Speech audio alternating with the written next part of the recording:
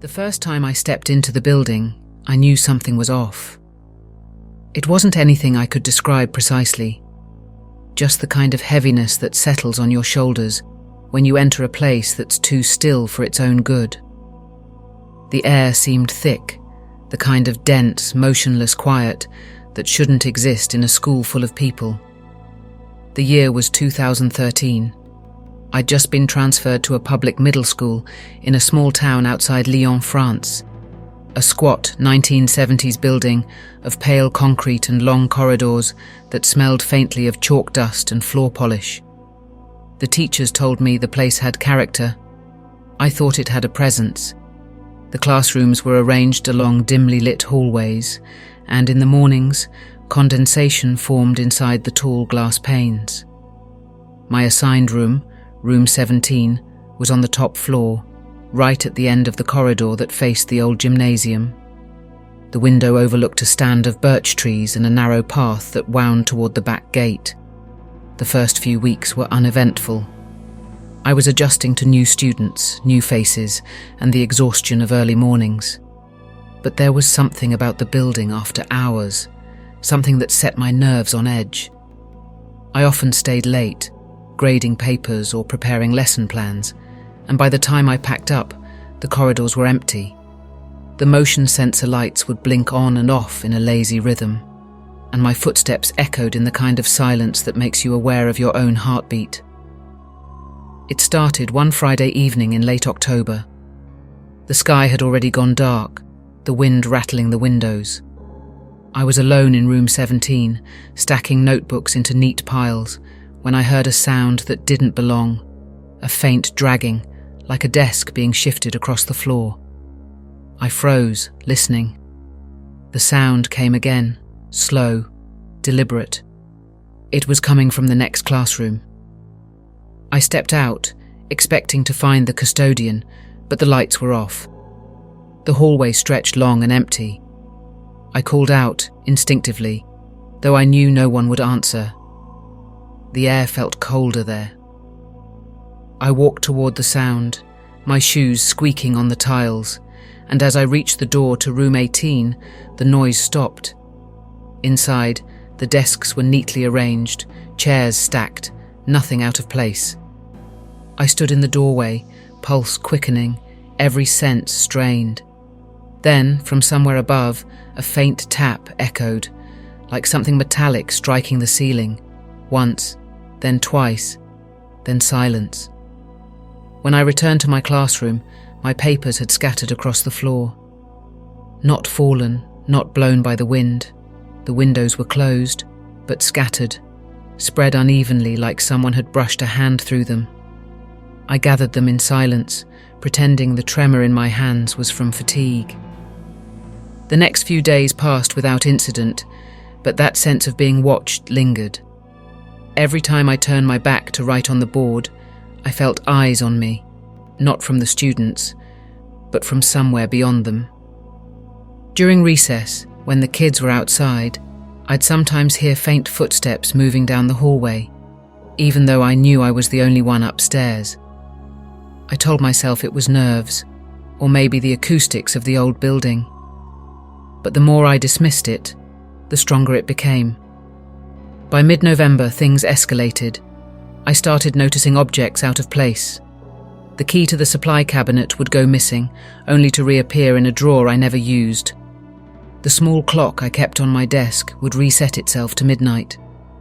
Once, I found the chalkboard covered in faint white lines, thin scratches that hadn't been there before. They didn't form letters or drawings, just marks, uneven and frantic, as if someone had pressed the chalk too hard and let it crumble. The custodian shrugged when I mentioned it. He said the building creaked, that the heating vents made strange noises. I tried to agree, but I stopped staying late. Until one evening in early December.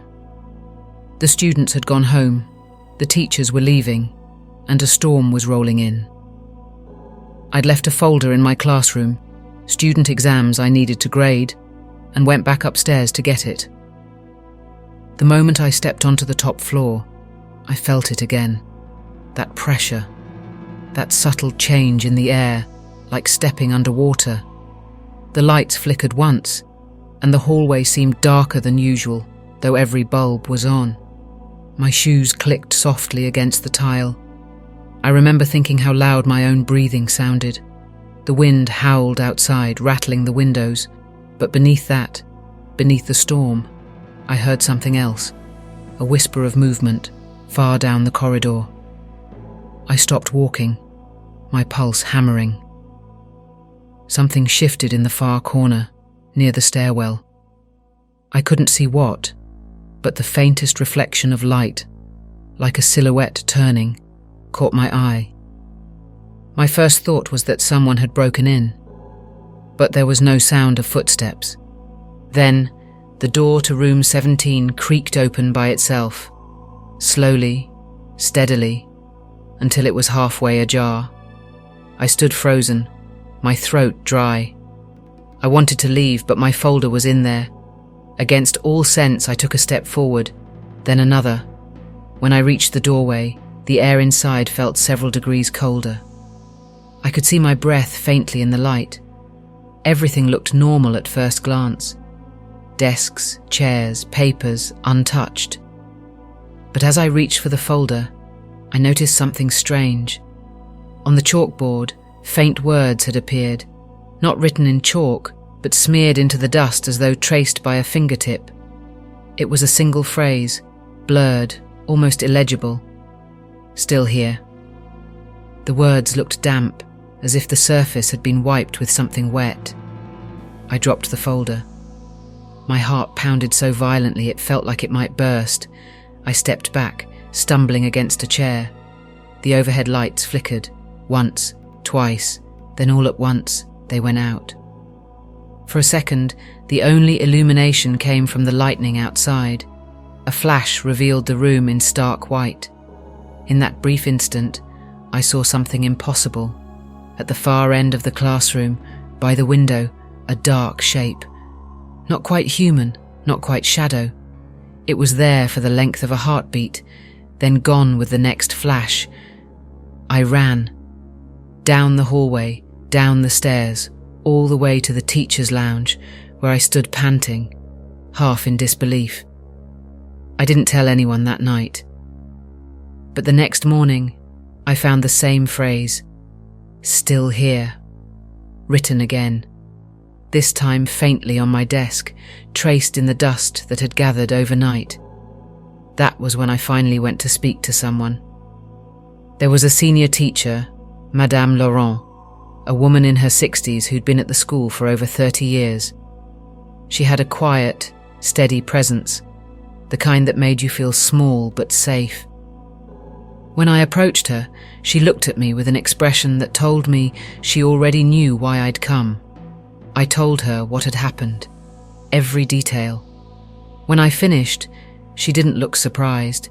She simply nodded, as though I had confirmed something she'd long suspected. Then, softly, she told me she'd experienced the same thing years ago. Strange noises, cold drafts, the sensation of being followed. She said it always centered around room 17. According to her, the room had been sealed off once, decades earlier, after a small fire caused by faulty wiring. No one had been hurt, but ever since then, teachers occasionally reported odd happenings.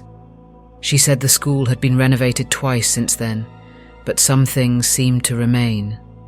She told me the best thing to do wasn't to fight it or fear it, just to acknowledge it, out loud, privately, and tell it that the space was still alive, still filled with people and light and sound, that it could rest. That evening, I went back upstairs. The hallway was still.